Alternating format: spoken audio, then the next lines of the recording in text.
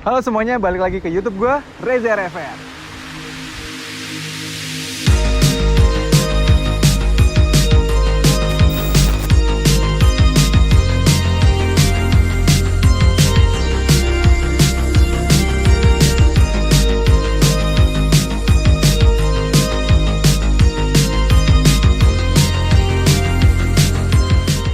Dan kali ini gue akan nge-review sebuah mobil yang sangat value for money dan membuat kalian tetap terlihat kaya dengan harga yang tidak terlalu mahal. So ini dia Alphard tipe X dari importir umum tahun 2016 sampai tahun 2018.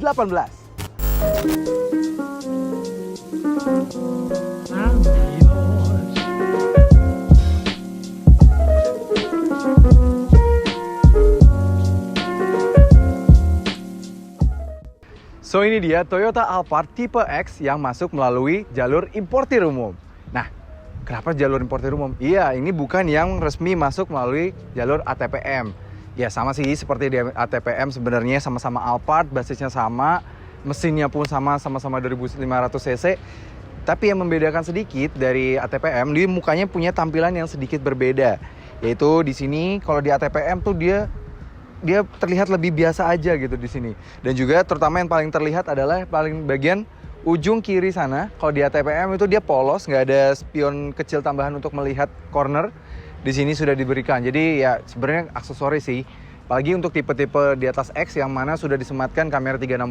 Kalau tipe X sih memang belum disematkan kamera 360 ya. Tapi kalau ini sebenarnya memang agak berguna untuk tipe yang X. Untuk melihat corner karena mobil ini memang cukup besar. Nah, cerita sedikit, kalau tipe ATPM itu dia juga ada 3 tipe, sama seperti di tipe importir umum.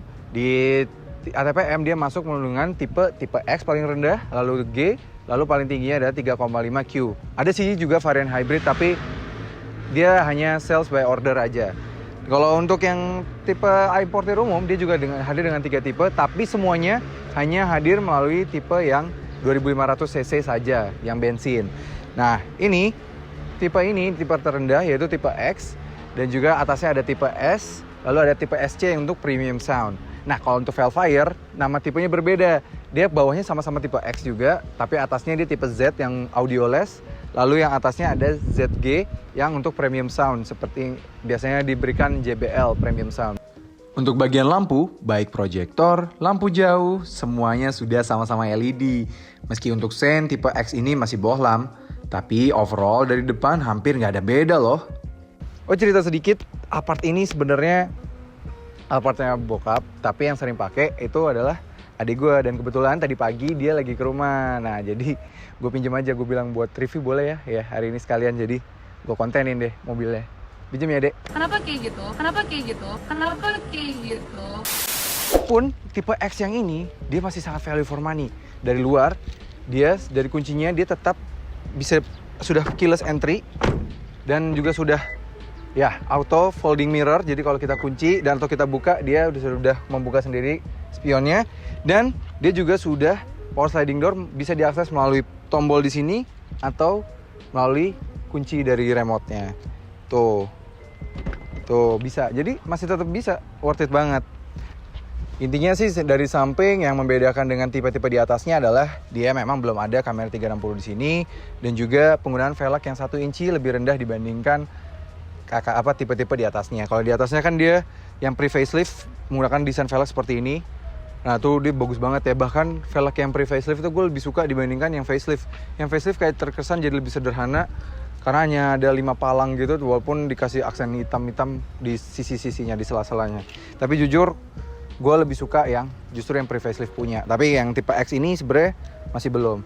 Tapi ini worth it banget loh. Maksudnya dengan harga mulai dari harga 580. Tadi gue cek di salah satu platform mobil second di 580-an hingga 700 jutaan. Itu tergantung kondisi mobil dan juga kilometer penggunaan mobil. Jadi kalian bisa mendapatkan harga yang hampir setengah dari Alphard baru, tapi fiturnya hampir mirip.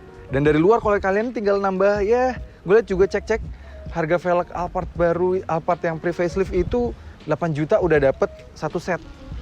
Nah, kalian nambah 8 juta, pasti ganti velg baru, dari luar kalian udah ketahuan dapet Alphard yang lebih tinggi. Karena dari belakang nggak ada emblem tipenya kan, jadi kalian udah dapet ini. Jadi worth it banget nih mobil kalau kalian pengen tetap kelihatan keren, tapi budgetnya masih belum sampai ke Alphard baru. Jadi Alphard X ini memang pilihan yang tepat banget. Di belakangnya makin nggak ada bedanya lagi. Ini persis banget sama memang Alphard yang pre-facelift. Kalau yang facelift kan chrome-nya dia nyambung langsung ke sini ya. Gue lebih suka sih. Dia nyambung kanan, kiri gitu ya. Kalau yang pre-facelift dia memang chrome-nya hanya sampai sini saja. Ya tapi ya at least kalian udah ketahuan tetap pakai Alphard karena desain belakangnya tetap masih ya hanya orang yang paham otomotif lah yang tahu bedanya Alphard facelift sama pre-facelift, yang paham banget gitu. Kalaupun tanya, lihat gitu, misalnya kayak istri gue bilang bedanya apa sih, dia juga nggak akan ngerti. Dan di belakang sini dia juga tetap dapat spoiler, defogger, dan belakang sini hampir nggak kelihatan. Ini adalah tipe Alphard yang paling rendah, yang paling value for money. Dan di belakang dia juga sudah disematkan kamera di sini, dikasih kamera, 4 sensor parkir. Nah, begitu baru kelihatan kalau kalian mau buka bagasinya, karena tipe-tipe tertinggi sudah disematkan power back door. Kalau di sini back door by power. Iya. Maksudnya tutup sendiri pakai tenaga. Jadi belum ada power back door di belakang sini. Nah, langsung kelihatan kan perbedaannya apa sama yang tipe-tipe di atasnya? Ya, dia belum captain seat ataupun belum pilot seat. Jadi masih benar-benar dia nyambung. Dia antara masih 3 seatnya benar-benar nyambung di sini ya. Tapi nggak apa-apa, karena kalian lihat ke atas, dia tetap disematkan panoramic sunroof 2 depan maupun belakang. Sedangkan tipe X yang dari ATPM dia belum ada panoramic sunroof, nggak ada panoramic sunroof. Walaupun sudah menggunakan velg yang sama tipe-tipe di atasnya. Jadi mending tampilan luar atau sunroof. Ya kalau gue mending sunroof lah, nggak bisa dibikin sendiri. Velg mah tinggal ganti 8 juta ya kan. Nah tapi enaknya di sini dia jadi bisa mengakomodir 8 penumpang, dan juga di sini sudah pakai kulit ya. Kulitnya juga bahannya sangat bagus, dan di sini juga tetap sudah ada armrest. Jadi untuk kenyamanan belakang sini sih tetap enak.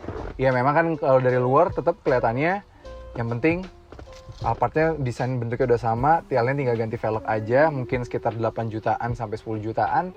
Mau gantian yang lebih baru lagi juga yang generasi facelift pun udah nggak kelihatan kayak tipe terendah, karena memang fitur yang kalian dapat di dalam sini, fitur kenyamanannya seperti panoramic sunroof, ambient light yang bisa kita ganti-ganti juga warnanya di sini sekitaran kita tetap ada, lalu rear seat entertainment yang sangat besar di sini juga tetap ada, dan juga 3 zone climate control, jadi kita bisa atur depan, kanan, kiri, dan juga belakang tetap bisa diatur. Jadi fitur-fitur yang itu yang di tipe X ATPM missing di sini dia tetap ada. Jadi ini memang varian yang paling worth it dan value for money yang paling tinggi.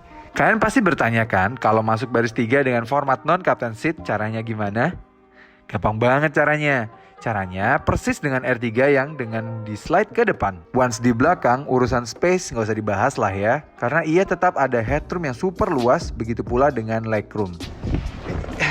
Ya, nih di baris depan dia juga punya desain yang hampir sama, bahkan dengan tipe Alphard yang setelah facelift.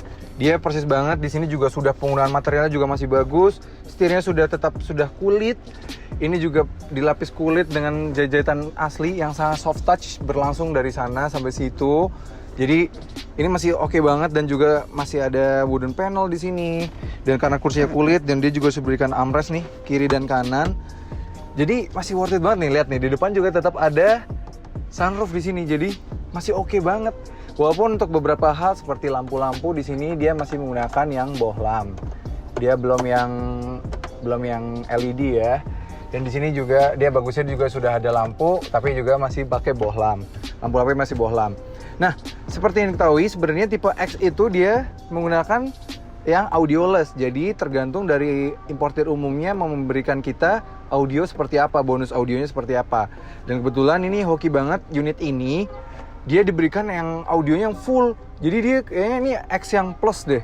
Jadi dia dapat audionya full sampai ke bawah nih, nggak ada kosongnya. Biasanya ada yang rongga seperti ini. Gue cek ada di platform OLX itu ada yang jual. Dia head-to-headnya nggak full sampai ke bawah.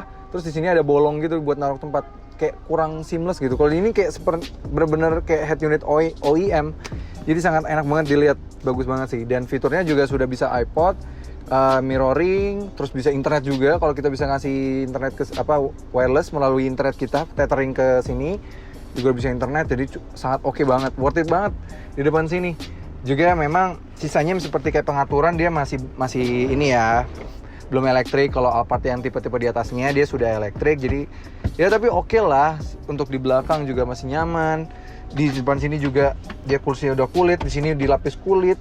Jadi hampir yang kurang-kurang tuh hampir nggak banyak sih. Seperti kayak Eco Mode di sini nih masih ada, traction control tetap ada, terus electronic parking brake tetap ada.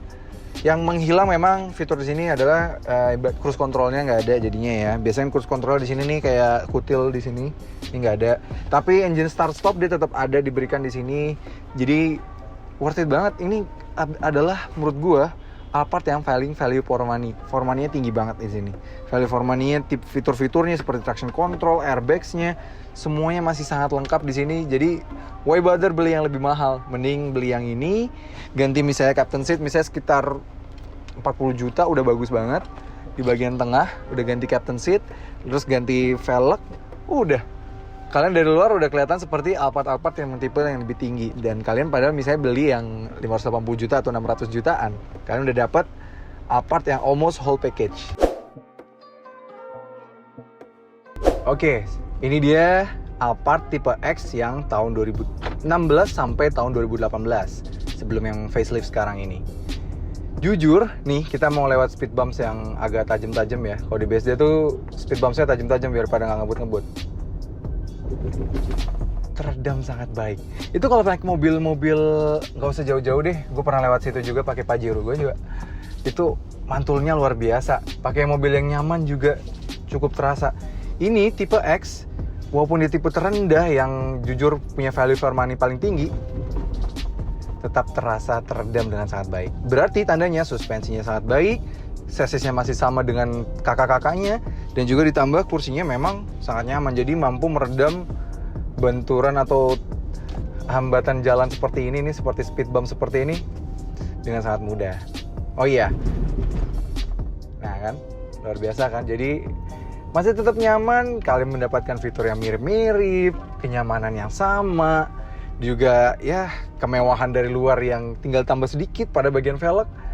Kalian udah terasa seperti naik Alphard yang dimana sudah kewajiban bagi orang kaya di Indonesia.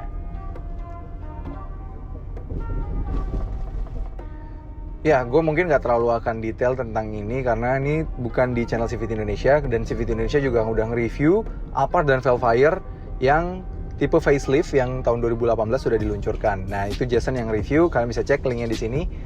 Dan mungkin gue gak akan terlalu banyak bahas. Intinya memang Alphard generasi ini, gue juga pernah merasakan Vellfire dan Alphard yang generasi sebelumnya. Itu sudah sangat nyaman, tapi di sini jauh lebih nyaman lagi, bantingan lebih dewasa. Padahal dia, mobil ini secara dimensi membesar, jauh lebih besar dibandingkan Alphard dan Vellfire generasi sebelumnya. Terasa lebih lapang, jadi ruang di dalamnya bisa dimanfaatkan lebih baik untuk legroom dan juga ruang untuk bagasinya. Tapi tetap secara kenyamanan dia justru semakin baik. Jadi Toyota berhasil meracik sasis Alphard terbaru ini dari sebuah sasis monocoque menjadi mobil yang sangat nyaman sekali. No wonder orang-orang kaya di Indonesia sangat senang dengan namanya Alphard karena kenyamanan di sini memang sangat-sangat top notch. Tapi memang kalau gue seperti pernah yang gue post juga di CVT Indonesia, harga Alphard di Indonesia itu sangat-sangatlah mahal. Nggak tahu kenapa, itu memang menurut gue sih purely price psychology, karena di Jepang sana sama-sama base trim dari sebuah Foxy dan juga Alphard hanya terpaut 97 juta saja. Sedangkan di sini base trim Foxy memang hanya ada satu trim, dengan Alphard paling murah, Alphard tipe X yang dijual secara baru keduanya bisa terpaut hingga 2 kali lipat, karena Foxy sekarang saja sudah harganya 500 juta dan Alphard X sudah angka 1 miliar. Jadi udah sangat gak worth it. Makanya kalau kalian mencari Alphard dengan value for money, ini jawabannya. Alphard tipe X, importir umum dari tahun 2016 hingga tahun 2018. Yuk kita coba rasanya di belakang mobil ini. Apakah dengan format non-captain seat jadi kurang nyaman? Sekarang kita minta bantuan adik gue si Raja untuk nyetirin. Oke, jadi sekarang gue udah pindah ke bagian belakang dan pengen ngerasain gimana sih dengan format kursi non-captain seat ini, masih tetap nyaman gak sih Alphard ini? Coba nih, ntar lagi kita mau melewati speed bumps. Ini Raja, hajar aja. Oke, tuh masih tetap, kalian ngerasain juga pasti di kamera, gak jitter, gak ada getaran, tetap steady. Bener-bener ini emang suspensinya hingga ke belakang sini memang tetap nyaman. Walaupun memang ketika berbelok tadi seperti tadi, gejala limbungnya lebih terasa dibandingkan Alphard yang generasi sebelumnya. Karena memang ini makin tinggi, makin lebar, makin panjang. Jadi wajar ini sedikit lebih limbung dibanding yang generasi sebelumnya. Tapi untuk kenyamanan ini di atasnya, juga suspensinya, bantingan semuanya, dan kemewahan jauh dibandingkan yang generasi sebelumnya. Memang kan karena orang tidak mencari Alphard untuk performance atau handling yang sangat baik, karena Alphard dicari untuk kenyamanannya. Tapi memang ada beberapa hal yang dikorbankan ketika kita menggunakan kursi format non-captain seat atau yang bisa diduduki 3 orang di sini. Yaitu pertama, ya nggak adanya ottoman di sini. Jadi ya kita mau mundur kayak gini pun, walaupun legroom sangat luar biasa nih, kaki gue bisa bener-bener lurus dan gue bisa bener-bener rebah kayak gini, tapi nggak ada ottoman, jadi kayak hampa aja kakinya. Sayang sekali sih memang, tapi untuk kepraktisan jadi kalian bisa membuat kursi ini diduduki 3 orang di tengah dan 3 orang di belakang. Jadi total bisa mengangkut orang sebanyak 8 orang. Itu sangat luar biasa. Jadi untuk practicality dan akomodasi, format seat seperti ini jauh lebih baik dibandingkan captain seat. Tapi untuk kenyamanan dan kemewahan, jelas captain seat pasti tidak bisa digantikan. Tapi gue udah melihat juga beberapa review untuk merubah captain seat untuk di Alphard bagian tengah sini. Ya range-nya di sekitar dari 40 jutaan hingga ya ada yang sampai 100 juta, atau kalau kalian mau pakai Lombardi yang sampai dengan pemisah itu bisa hingga 200 juta atau 150 juta sampai 200 juta. Jadi ya terserah kalian misalnya beli aja base-nya yang segitu, tapi untuk dipakai atau untuk dirubah menjadi yang Lombardi seperti layaknya Lexus LM yang memang hanya 2-seater di bagian belakang sini. Jadi ini bisa jadi pilihan kalian banget, karena ini harganya sekarang sudah, lagi-lagi gue bilang udah sangat worth it banget. Dan ditambah di belakang sini udah ada rear seat entertainment, jadi gue masih bisa nonton, menikmati panoramic sunroof, ambient light nih karena terang aja nih, jadi nggak kelihatan nih. Jadi sebenarnya ini ada warna biru, gue bisa ganti-ganti colornya, ada warna ungu, ada pink, dan ada merah, ada orange, kuning, hijau muda, hijau tua. Lengkap deh, bener-bener di belakang sini masih fitur yang ada di Alphard tipe-tipe tertinggi yang jauh lebih mahal, ini udah ada di sini. Jadi seakan-akan dengan Foxy hanya berjarak ya rentan dari 80 juta hingga 300 juta. Itu masih sangat worth it sekali daripada kalian beli Foxy. Kalian beli aja tipe X yang second dan rubah format kursinya menjadi captain seat. Misalnya kalau kalian segitu pengennya captain seat, udah dapat di sini, ya kan? Ini big bargain banget sih. Oke, terima kasih udah menonton YouTube gue kali ini. Gue Reza RFR, jangan lupa like, subscribe, dan nyalakan lonceng notifikasi. Sampai ketemu lagi di video-video berikutnya.